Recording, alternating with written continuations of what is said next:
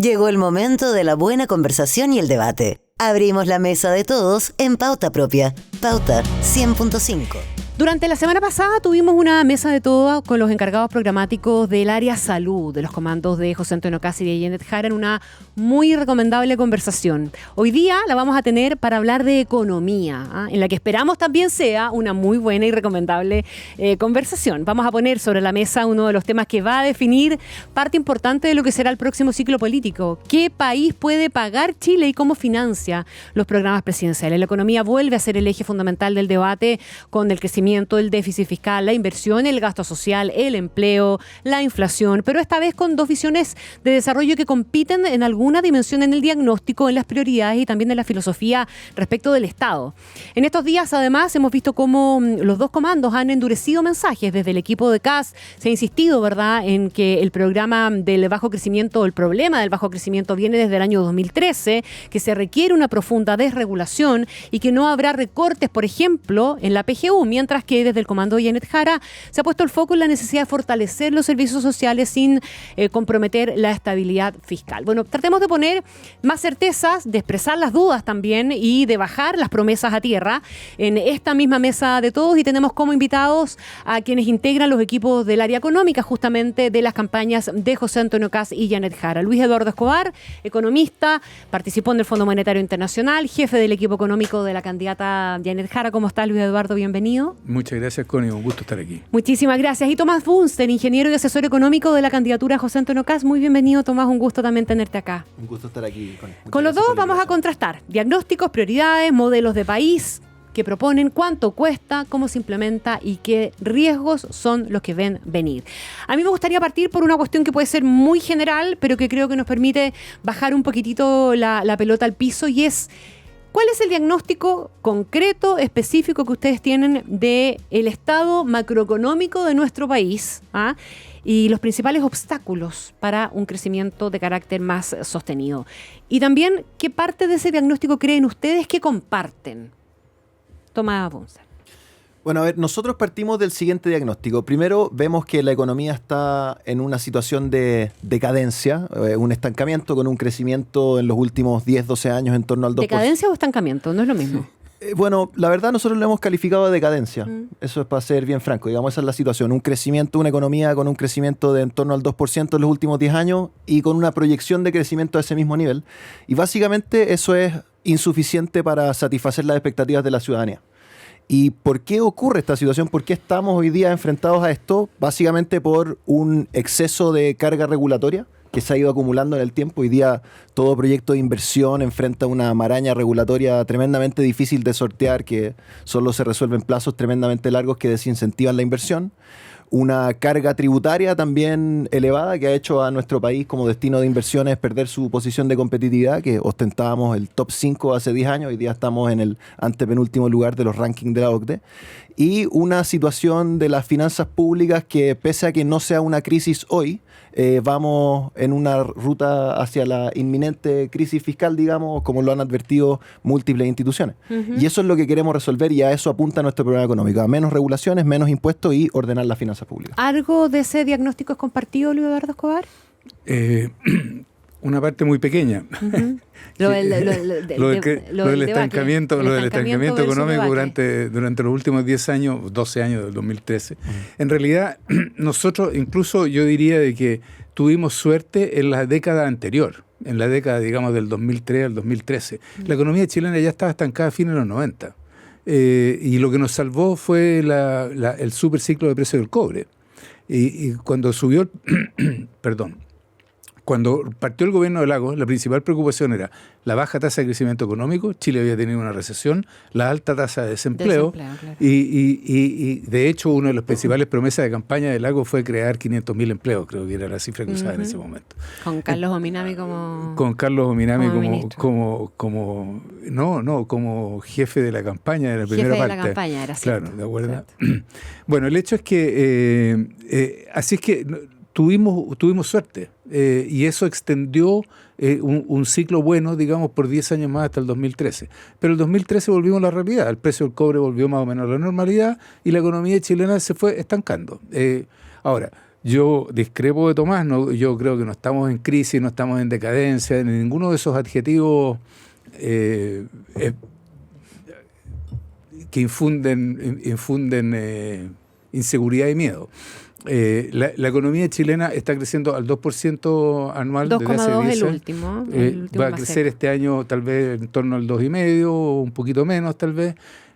Las tasas de inversión que se prevén actualmente por la CBC, que no es un organismo del gobierno, es que la inversión estaría creciendo a una tasa entre el 8 y el 10%, que son las tasas que se asocian con altas tasas de crecimiento. Entonces, esto de que el futuro es un futuro oscuro del 2% permanente, yo lo veo poco probable. Creo que están dadas las condiciones para que la economía se recupere sin tener que amputarle los brazos al enfermo. Uh-huh. Ahora, entre estancamiento, que de alguna manera, o sea, Luis Eduardo Escobar lo reconoce, estamos estancado más atrás de lo que suponíamos, versus este diagnóstico más crítico. Pero espérate, yo no estoy hablando de estancamiento, yo creo que crecemos lentamente, que es bien distinto. Ya, o sea, el edificio al lado, que o sea, es más positiva, su visión es más positiva que la del estancamiento, bueno, digamos. Mira lo que pasa alrededor, los restaurantes están llenos, los malls están llenos, se siguen construyendo malls, se sigue haciendo inversión.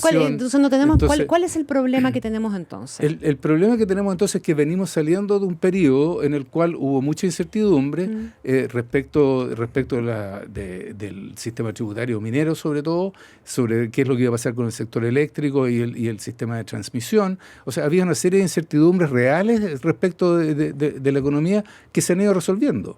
Entonces, ahora estamos en un punto de inflexión en el cual efectivamente podemos empezar a crecer a una tasa mucho más alta. Y en eso yo creo que había mucho más consenso con la gente de la candidatura de Matei.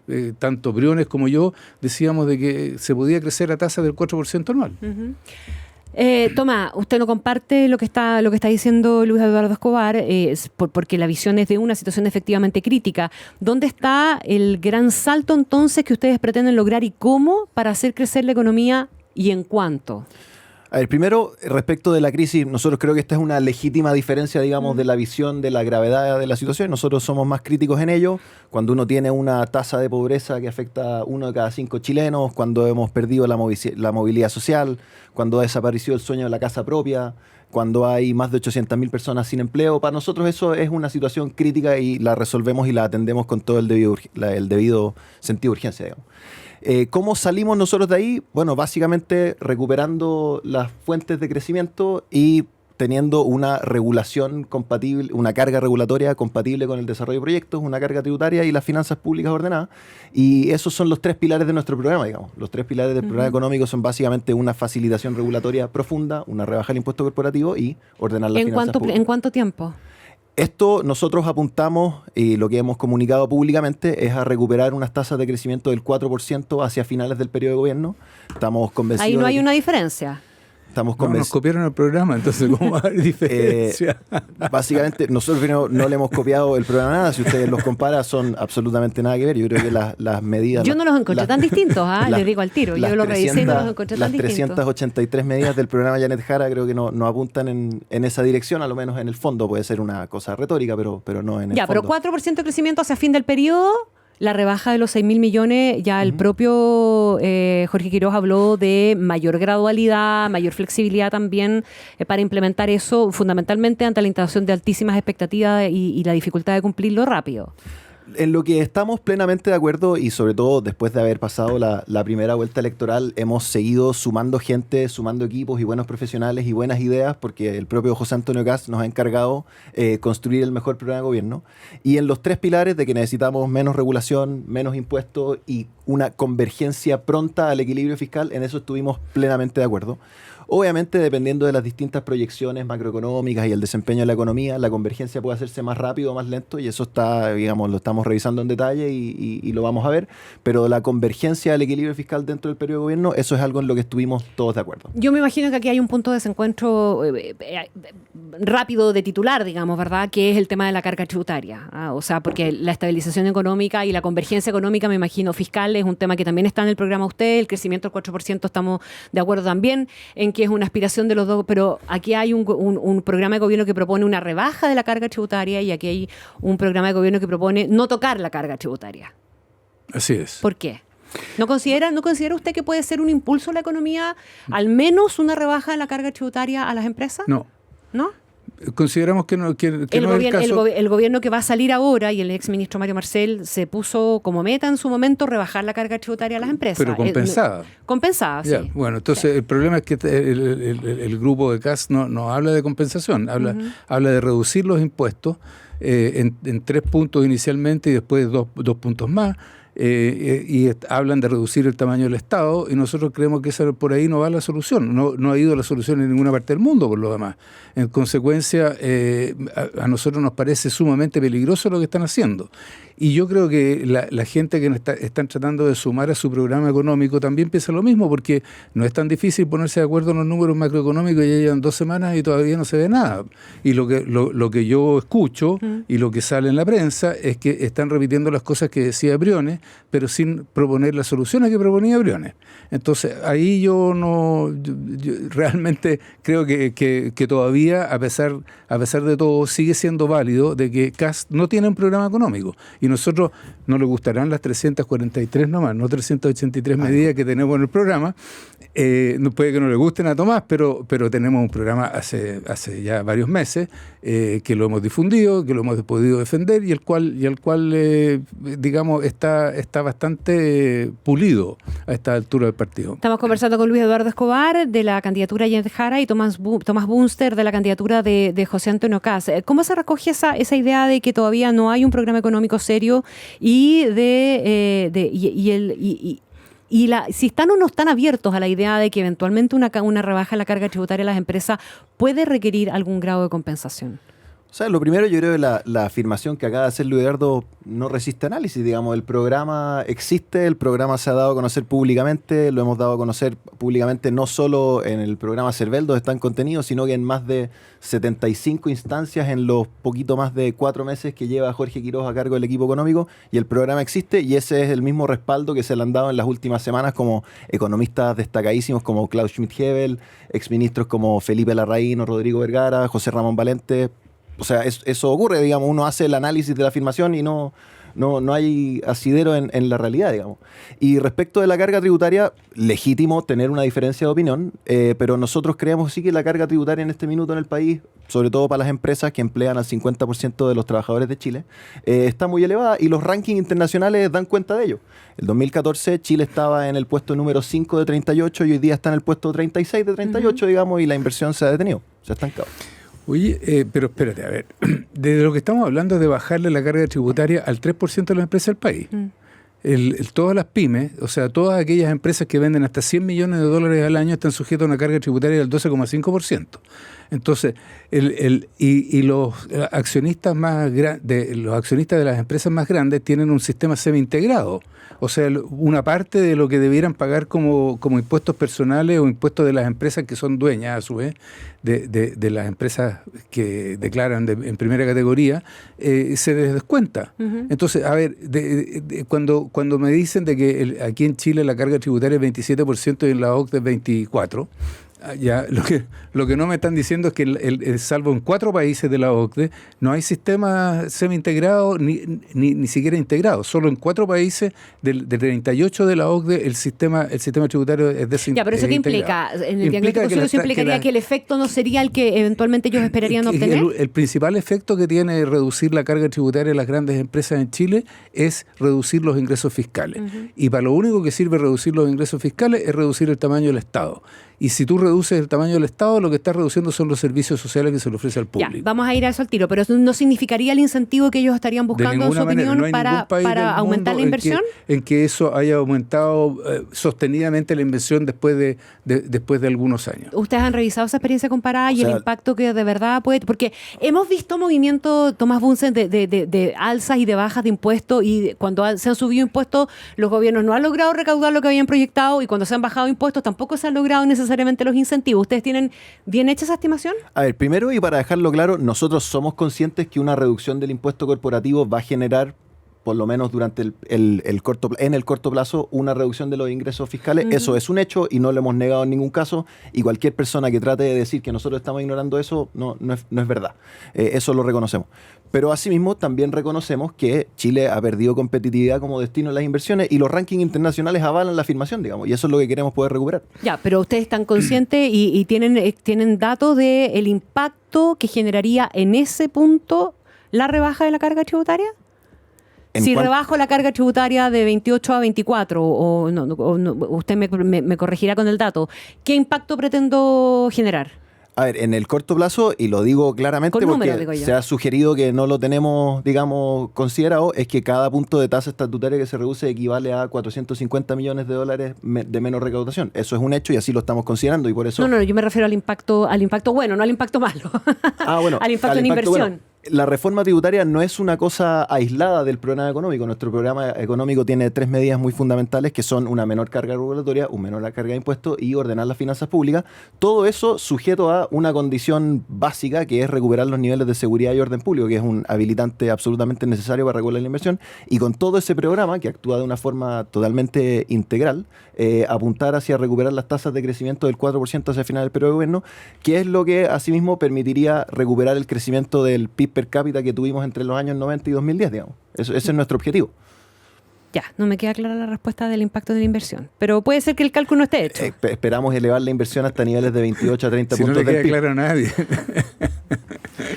Pero ese número no lo tienen. Hoy día las tasas de inversión están del orden de 23 puntos del PIB. Nosotros esperamos elevarla a niveles de 28 a 30. Ya, ok. Bueno, eso requiere que la inversión crezca a una tasa del 10% anual, que es más o menos lo que estamos cercanos a esa cifra. Sí, lo que tiene, contrariamente a lo que piensa Tomás y su equipo, lo que tiene que hacer el gobierno es facilitarle la vida a los empresarios, facilitarle la vida a Usted reconoce que se le hemos venido dificiltando en el último tiempo. Pero claro que sí, ¿verdad? O sea, teníamos incertidumbre, la carga tributaria, por ejemplo. Teníamos incertidumbres tributarias. Pero fíjate tú lo que ocurre. Cuando tú miras los casi 100.000 millones de dólares que la CBC dice que se van a invertir en los próximos años, 32% de eso viene de la minería. ¿Por qué? Porque se resolvió el tema del royalty. Y se subió la carga del royalty. Hoy día van a pagar mucho más de impuestos, pero se despejó la incertidumbre. Entonces nosotros lo que hemos dicho es pongamos el énfasis en la incertidumbre. Despejemos la cancha, de forma tal que los inversionistas sepan a lo que vienen.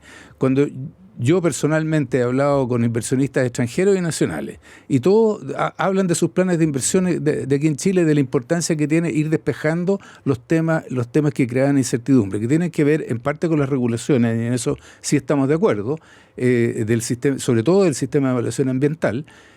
Y tenía que ver con los temas tributarios que nosotros estamos proponiendo dejarlos tranquilos. Si tú vas de vuelta al Congreso a tratar de modificar la carga tributaria, esa pelea va a ser eterna y en consecuencia vamos a estar de nuevo trancados por la incertidumbre. Déjeme ir ahora al tema del gasto. Ustedes proponen una reducción muy significativa del gasto público y hemos visto al candidato en la franja que se estrenó en estos días también asegurar que no va a significar una afectación sobre los beneficios que el Estado entrega, ni los bonos, ni la PGU, ni tampoco inversión estratégica. ¿Cuál es el impacto entonces que sí debiera tener esa reducción? ¿Qué se va a ver afectado por la reducción del gasto? A ver, primero señalar que este tema del ajuste fiscal solo responde al desorden en el manejo de las finanzas públicas que hemos visto en el último gobierno. O sea, primero se excedieron en un 7% en la ley de presupuesto aprobada por el Congreso para el año 2022. Después se pusieron las metas fiscales más deficitarias de las que se ha tenido registro desde que existe la regla fiscal y se han incumplido 3 veces. Y hoy día estamos heredando hacia el próximo gobierno un presupuesto descuadrado, digamos. No sería motivo de discusión el tema fiscal si es que no fuera por la conducción de este gobierno. ¿Qué se va a ver afectado? Esto es muy sencillo. Y primero, para ponerlo en perspectiva, el ajuste que nosotros hemos propuesto, de 6.000 millones de dólares, apunta a recuperar el equilibrio fiscal dentro del periodo de gobierno. Y esto es un ajuste de poquito más del 6% del presupuesto de la nación. Esto no tiene nada que ver con medidas mucho más, de una magnitud mucho mayor, como la que tuvo que hacer Argentina, por ejemplo, que el ajuste fue de un 30% del presupuesto. Esto es básicamente devolver el presupuesto del 2026, para ponerlo en contexto, al 2023. 2023 2023, por ejemplo, ya había PGU. Y cuando se sugiere que vamos a eliminar la PGU, que vamos a eliminar el programa de alimentación escolar, no es cierto, digamos, y no resiste análisis, y la evidencia así lo señala. Y lo que se debería ver muy fuertemente es un combate decidido contra los abusos, particular, por ejemplo, la situación que ocurre con las licencias médicas en los cotizantes privados. Pero eso ya viene en situación de mejora, digamos. Eso viene en situación de mejora, pero yo creo que hay que hacerlo más intenso, digamos. No se ha seguido el monitoreo, por ejemplo, con el ausentismo dentro del propio gobierno, que eso también es una carga. Pero mi pregunta es, ¿cómo llegan a los 6.000 millones? Con ese tipo de cosas, porque molido puede haber mucho, molido dicho en términos muy coloquiales, ¿verdad? No estoy diciendo que la licencia sea insignificante, ya vimos que se redujo el gasto en 100 y tantos millones, pero sumando todas esas cosas relativamente pequeñas o menores, ¿cómo llegamos a los 6.000 millones? A los 6.000 millones se llega básicamente proveniendo de 3 fuentes. Primero, un combate al abuso, que no es solo la de las licencias. El caso de las licencias que se conoce, lo que constató Dorothy Pérez es en particular licencias médicas de funcionarios públicos. Eso y el mundo privado tiene también en el mundo privado. También el tema de la evasión en el transporte público metropolitano, que impone una carga fiscal excesiva en $200 millones al año.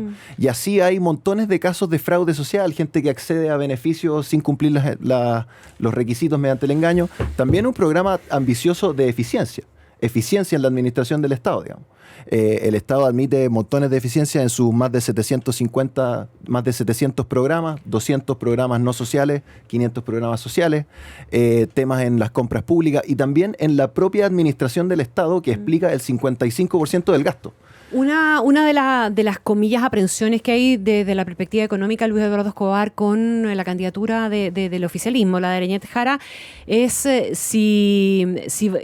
si es posible o no es posible, si es posible mantener a raya, en definitiva, el gasto fiscal, porque nadie piensa que necesariamente ustedes vayan a disminuirlo si es que efectivamente consideran necesario disminuirlo. No, efectivamente nosotros no hemos propuesto disminuirlo. De hecho, en nuestro programa siempre dijimos de que nosotros necesitábamos... ¿Pero no cree que este país necesita una disminución del gasto fiscal?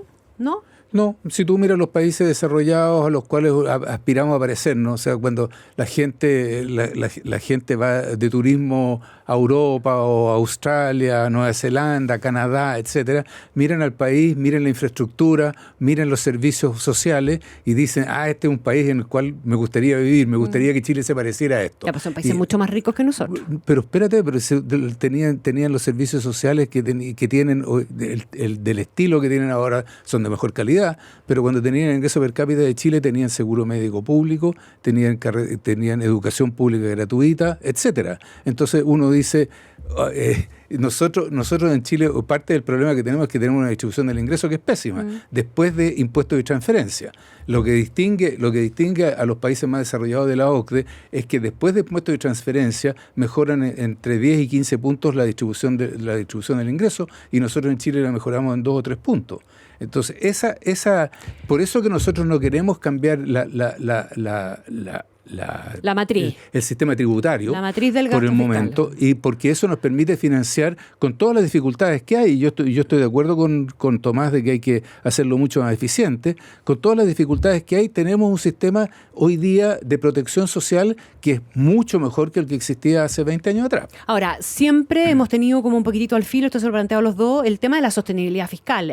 Las dudas respecto de la capacidad de sostener todo eso que Luis Eduardo Escobar describe tienen fundamentalmente que ver con la capacidad de sostenerlo fiscalmente en el tiempo. Además, estamos en un país que está envejeciendo, ¿verdad? Donde cada vez vamos a tener menos aportes de personas que trabajan, vamos a tener que pagar probablemente más por hacernos cargo de ese envejecimiento de la población. Y eso requiere más ingresos fiscales. Bueno, primero, lo que acaba de señalar Luis Eduardo es una muestra de por qué necesitamos un ajuste en el gasto. O sea, tenemos básicamente nuestro nivel, la distribución de ingresos antes de impuestos y transferencias es muy similar al resto de los países OCDE. Después de impuestos y transferencias, la de Chile se mantiene prácticamente igual, los otros acortan la distancia en unos 15 puntos. Y eso es porque tenemos un sistema de programas públicos absolutamente atomizado, disperso, ineficiente y medio incoherente, digamos. Eso es parte de que tenemos un gasto público que no está funcionando, que no está atendiendo a las expectativas de la ciudadanía. Y eso hay que reconocerlo, digamos, y ahí veo que hay una coincidencia, digamos. Y cómo atender el tema de la sostenibilidad de las finanzas públicas, creo que aquí tenemos una legítima diferencia. Para nosotros la responsabilidad fiscal y la institucionalidad y las reglas que se han dictado en el último tiempo, para nosotros son una meta que queremos cumplir. Nosotros queremos converger al equilibrio fiscal dentro del periodo de gobierno, queremos respetar el nivel, el que se ha definido como umbral prudente de deuda del 45%. Entiendo que aquí hay una diferencia, eso es una meta que ellos consideran podría excederse. Y esto es posible, y esto básicamente es lo único que nos va a permitir darle sostenibilidad fiscal a los beneficios que se ha comprometido el Estado de Chile. ¿Eduardo? Bueno, para nosotros tú hablas de la sostenibilidad fiscal y cuáles son las bases, los fundamentos de la sostenibilidad fiscal. Al final del día tiene que ver con el crecimiento económico. O sea, mientras una economía que crece más es una economía que paga más impuestos y que le puede ofrecer mejores servicios a los ciudadanos. Ahora, ¿que hay un espacio para la racionalización del gasto público? Claro que hay, y sin duda. O sea, nosotros mismos en el programa tenemos considerado una racionalización fundamental en todo lo que tiene que ver con las compras públicas y muy particularmente en todo lo que tiene que ver con las compras médicas y de remedio. Ahí creemos que hay un espacio enorme. También coincidimos con lo que acaba de decir Tomás, y ojalá lo hubieran dicho esto antes de la primera vuelta, así que me alegra ver de que van ido puliendo el programa, pero una de las cosas que hay que ir es fusionar y mejorar la eficiencia del sector público, en el sentido de que, por ejemplo, en materia de empleo, hay una serie de programas de empleo, cada uno de los cuales son gotitas repartidas, para darle prebendas a determinados grupos, en vez de resolver el problema realmente de promoción y reintegración al trabajo. Entonces, por ejemplo, tenemos el CENSE, que es una cosa que financia muchos actos públicos en los cuales todos los de la élite participamos, yendo a Casa Piedra a buenos cócteles y buenos desayunos, pero que no aportan un peso para el empleo nacional, ni para capacitar gente, ni nada por el estilo. Entonces, sí, hay espacios dentro del sector público de racionalización, nosotros queremos usarlo, estamos hablando de la modernización del Estado, incluso de empezar a funcionar ministerios, posiblemente como el Ministerio de Bienes Nacionales con el Ministerio de Vivienda.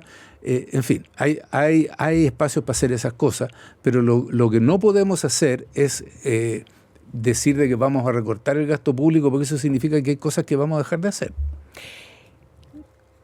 Tomás Bunster, estamos en un contexto, bueno, estamos en la mitad o ya muy avanzado para una segunda vuelta presidencial. Esos son contextos normalmente polarizados, ¿verdad? Pues al menos son blanco y negro, pero es bastante evidente también que va a ser necesario instalarse en el gobierno y construir acuerdos económicos, acuerdos que le den viabilidad a los programas y a la aprobación de los programas. ¿Qué de lo que está considerado en el programa de José Antonio Kast necesita empezar a generar acuerdos muy tempranamente? ¿O cuáles son las cuestiones que eventualmente pueden entrar en la categoría de cosas que se hagan por decreto en el gobierno? A ver, primero, yo creo que hay un gran consenso hoy día, y esta conversación me parece que es prueba de ello, que necesitamos recuperar la capacidad de crecimiento y capacidad de generar empleo. Eso es una cosa que está ampliamente consensuada. Y donde están ciertos cuellos de botella también tenemos consenso, como por ejemplo en resolver la obstrucción que está ocurriendo por el tema de los permisos. Nosotros, pese a que obviamente siempre hay cosas que requieren acuerdo, hay gran parte de la responsabilidad que hoy día está en el Poder Ejecutivo. Y esto no significa que uno no quiera ir al Congreso, no, es porque la responsabilidad hoy está en manos del Ejecutivo. Y en materia regulatoria y de acelerar y agilizar los permisos, nosotros vemos que el responsable y el que tiene que hacerse cargo es desde el Poder Ejecutivo.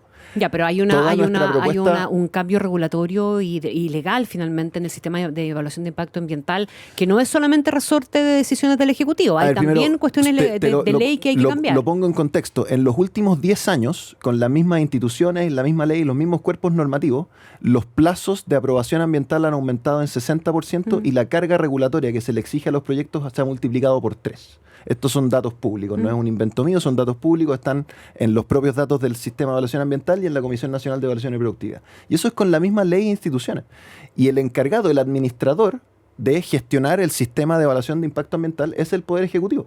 Y hoy día con la misma institucionalidad uno le puede acelerar el metabolismo y hacer que esto ocurra muchísimo más rápido. Prueba de ello, por ejemplo, y yo en este caso lo reconozco, es lo que acaba de ocurrir con la línea de transmisión Quimarlo-Aguirre. Es un proyecto tremendamente complejo, atraviesa como 6 regiones y se evalúa en 24 meses, cuando el promedio de los estudios de impacto ambiental es 40. Entonces es muchísimo lo que se puede hacer cuando el Ejecutivo de verdad se dispone a hacerlo más rápido. Ya, pero ¿cuáles serían los proyectos que ustedes buscarían rápidamente llevar al Congreso y generar los acuerdos necesarios?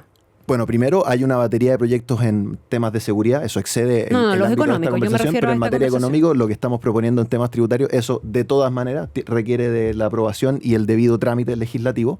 Y en materia de ajuste fiscal y cómo mejorar la sostenibilidad de las finanzas públicas, así como también esto debería ser materia de consenso, porque el propio ministro Marcel convocó a una comisión de un amplio espectro de exdirectores de presupuesto y hay consenso en una serie de materias. Ahí hay algunas iniciativas legislativas que queremos impulsar y también el Ejecutivo tendrá que hacer lo propio como el administrador y ejecutor del presupuesto público. ¿Primera medida económica importante, Luis Eduardo Escobar, a llevar al Congreso en caso de ser gobierno? Bueno, a ver, para nosotros lo primero que hemos dicho es que nos tenemos que hacer cargo del tema de la vivienda, sobre todo la gente de Viña del Mar que quedó expuesta a los inviernos, ya un invierno afuera. Y que no ha tenido una buena respuesta en la reconstrucción. Exactamente. Entonces lo que queremos, lo primero que nos queremos hacer cargo es de que ojalá tratar de que no pasen el próximo invierno a la intemperie. Pero más allá de eso, para nosotros lo más fundamental es retomar el diálogo con el sector privado para destrabar los grandes proyectos, saber exactamente qué es lo que se necesita hacer. Pero, lo que hizo ¿no Valentina, cree que ya lo han dicho harto ya? ¿Perdón? Que ya lo han dicho mucho y sí, que esas pero conversaciones ya las hay que sentarse a hacer el trabajo que hizo Valentina Durán, que tanto le gusta a Tomás, que es destrabar el proceso ambiental. Y eso requiere no solo una decisión del Estado, sino que ahí hay rol de privados que son bien importantes. O sea, la judicialización de los procesos tiene que ver con el sector privado, no tiene que ver con el sector público. La ley no puede impedir en las condiciones actuales de que determinados grupos de interés te puedan llevar al sistema judicial y se vuelvan a reevaluar cosas que supuestamente ya estaban resueltas. Entonces, para nosotros la modificación para nosotros sí es importante volver al Congreso a tratar de modificar la ley del sistema de evaluación de impacto ambiental en todo lo que tiene que ver con la admisibilidad de quienes entran en esta discusión y reducir la recursividad Susana del Jiménez sistema. lo decía la otra vez acá, pero no solamente responsabilizando al mundo privado, porque muchas veces tú vas avanzando y es una seremía local la que a veces te impone un paso adicional. Yo estuve de presidente del puerto de Valparaíso durante 3 años, ¿ya? Y hay gente que nos ha dicho, que nos dijo en nuestra cara, yo ustedes, para el proyecto de ampliación del puerto de Valparaíso, los voy a llevar hasta la Corte Suprema de nuevo. Ya llevamos una RCA que está aprobada y se tuvo que retrotraer. Ahora esperamos de que salga próximamente y nos van a llevar de nuevo al sistema judicial y eso va a tomar varios años más. Entonces así no se puede hacer proyecto. Tomás quería intervenir. Yo, una precisión a lo que acaba de decir Luis Eduardo. La reclamación, ya sea en sede administrativo o judicial, es contra las resoluciones del Estado. Es contra la resolución que califica favorablemente o desfavorablemente el proyecto ambiental o con la resolución ya sea de la dirección ejecutiva del CEO o del coministro que ratificó esa decisión. El que es cuestionado cuando los proyectos se judicializan es el obrar del Estado, no del privado. Y porque te pasaste. Pero si es así, digamos, o sea, esa sí, es la ley. Está bien, pero a ver, seamos serios, Tomás, porque estoy siendo muy serio, estoy refiriéndome a la legislación chilena. Sí, no, yo también me ha tocado gestionarla, pero no hay nada más serio que referirse a la legislación chilena en este caso. Lo que te estoy diciendo es de que cualquier privado hoy día te puede cuestionar una RCA. Y no es cualquier privado, son aquellos privados que tienen la legitimación activa. Pero ¿estás de acuerdo con que revisar el tema de la admisibilidad es un paso que hay que dar? Pero es que porque efectivamente acá cualquiera se puede meter en cualquier momento y eternizar la judicialización, independiente de si es fiscal o no. Eso no es preciso. Los mecanismos para intervenir y para reclamar están definidos en las leyes. Sí, claro, pero por ejemplo... Están definidos en la ley 19.300, el recurso de reclamación. Pero te dejan entrar a cualquiera. Susana Jiménez de la CPC lo decía el otro día aquí también. Hay un reglamento también que define quiénes pueden participar en las consultas ciudadanas. Solo aquellos observantes en las consultas ciudadanas son aquellos que pueden reclamar amparado en la ley 19.300. Y de repente aparecen unos grupos indígenas aquí al lado del Colegio St. George después de, ¿cuánto? ¿8 años? Luis Eduardo, los consultó el CEA y los consultó la CONADI. Anteriormente, la Asociación Indígena de la Comuna de Huechuraba perteneció a la ley de influencia y fue consultada por el CEA y por la CONADI. No, tienen la legitimación que hoy día les define. ¿Podemos revisar eso? Absolutamente. Y entonces ahí tienen trancado el proyecto. Bueno, hoy el proyecto en realidad... Como tantos otros. Hoy en realidad el proyecto está trancado por que se acogió la solicitud de invalidación del informe de mitigación de impacto vial, digamos. Ya, tenemos un tema aquí. Pero hay mucha imprecisión en cómo se trata el tema ambiental. Tenemos un tema aquí, evidentemente, y en eso les voy a decir que hay mucho consenso. Probablemente hay que ajustar clavijas, pero hay consenso y uno esperaría que se pueda llegar a algún grado de acuerdo a partir de eso. Se nos acabó el tiempo. Yo le quiero dar las gracias a los dos, a Luis Eduardo Escobar, del jefe del equipo económico de la candidatura Janet Jara, y Tomás Bunsen, ingeniero y asesor económico de la candidatura de José Antonio Kast. Gracias por participar en esta mesa de todos. Gracias a ti, Connie. Yo aprovecho de saludar a nuestros auspiciadores, el Grupo TX, innovación, calidad y excelencia para tus proyectos. Grupo TX hace más de 15 años contribuyendo y construyendo futuro. En Sonda hacemos realidad la visión de tu negocio. Sonda, líder en transformación digital. Que estén muy bien, nos vemos mañana. Finalizamos una nueva edición de Pauta Propia, el espacio donde le damos sentido a los temas que importan. Con Istipicic, junto a expertos y protagonistas, comparte datos, contexto y buenas conversaciones para entender la historia y construir opinión. En Radio Pauta 100.5. Una presentación de Sonda, líder en transformación digital. AFP Habitat, presentes en tu presente, preocupados por tu futuro. Grupo TX, materiales para construir tus proyectos. Navidad segura Enel y Universidad Diego Portales, a la altura de los tiempos. Admisión 2026.